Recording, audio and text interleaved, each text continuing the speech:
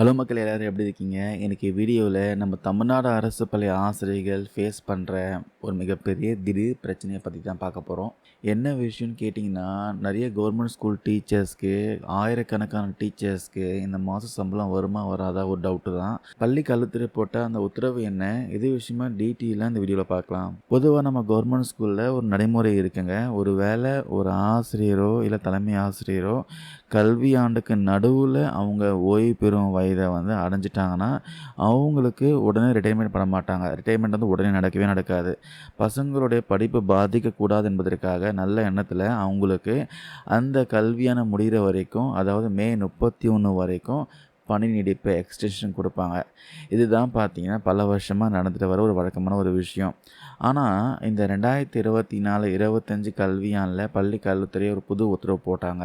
அது என்னென்னா, கல்வியாண்டுக்கு நடுவில் ஓய்வு பெற ஆசிரியர்கள், தலைமை ஆசிரியர்களை ஸ்கூலோட கடைசி வேலை நாள்லேயே பணியிலிருந்து விடுவிக்கணும், அதாவது ரிலீவ் பண்ணணும் அப்படின்னு ஒரு உத்தரவு போட்டாங்க. போன வருஷம் இந்த உத்தரவை சாதாரண டீச்சர்ஸ்க்கு மட்டும்தான் அமல்படுத்தினாங்க.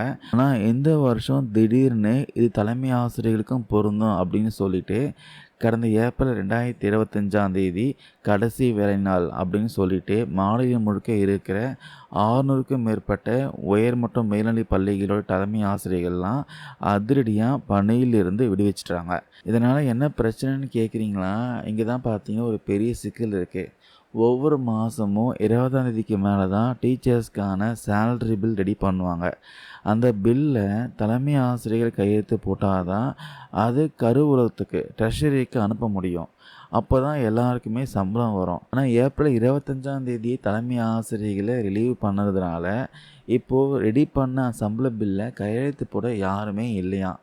இதனால் ஆயிரக்கணக்கான டீச்சர்ஸோடைய சம்பள பில்லை கருவூலத்துக்கு ட்ரெஷரிக்கு அனுப்ப முடியாத இக்கட்டான நிலைமை தான் உருவாகியிருக்கான். இந்த பிரச்சனை பற்றி தமிழ்நாடு உயர்நிலை மேல்நிலை பள்ளி தலைமை ஆசிரியர் சங்க தலைவர் என்ன சொல்லியிருக்காருன்னா, இந்த வருஷம் நிறைய ஆசிரியர்கள், அலுவலர்கள் எலெக்ஷன் டியூட்டியில் பிஸியாக இருந்துட்டாங்க.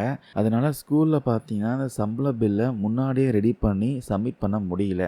இந்த மாதிரி சூழ்நிலையில் தலைமை ஆசிரியர்களை மே 31 வரைக்கும் நீடிக்காமல் திடீர்னு ஏப்ரல் 25லே ரிலீவ் பண்ணது தான் இந்த மொத்த குழப்பத்துக்கும் காரணம் அப்படின்னு ஆதங்கமாக சொல்லியிருக்காங்க. எப்படியும் ஆசிரியர்களோட உழைப்புக்கான சம்பளம் பாதிக்காத வகையில் கல்வித்துறை உடனே ஒரு நல்ல முடிவு எடுக்கணுன்ட்டு சங்கத்தோடைய சார்பாக முக்கியமான கோரிக்கை வைக்கப்பட்டிருக்கு. ஸோ வெயிட் பண்ணி பார்க்கலாம் ஏதாவது பாசிட்டிவான அப்டேட் வருதா இல்லையான்ட்டு. ஸோ மக்களே நீங்களே சொல்லுங்கள், தலைமை ஆசிரியர்களை வழக்கம் போல் மே 31 வரைக்கும் பணியில் தொடர்ந்து விடுவித்திருந்தா இந்த சம்பள பிரச்சனையே வந்திருக்குமா? கல்வித்துறையோட இந்த திடீர் உத்தரவு சரியா தவறா? உங்களுடைய கருத்துக்களை மறக்காமல் கீழே கமெண்ட்ஸில் பதிவு பண்ணுங்கள். தேங்க்யூ நண்பர் நண்பீஸ்.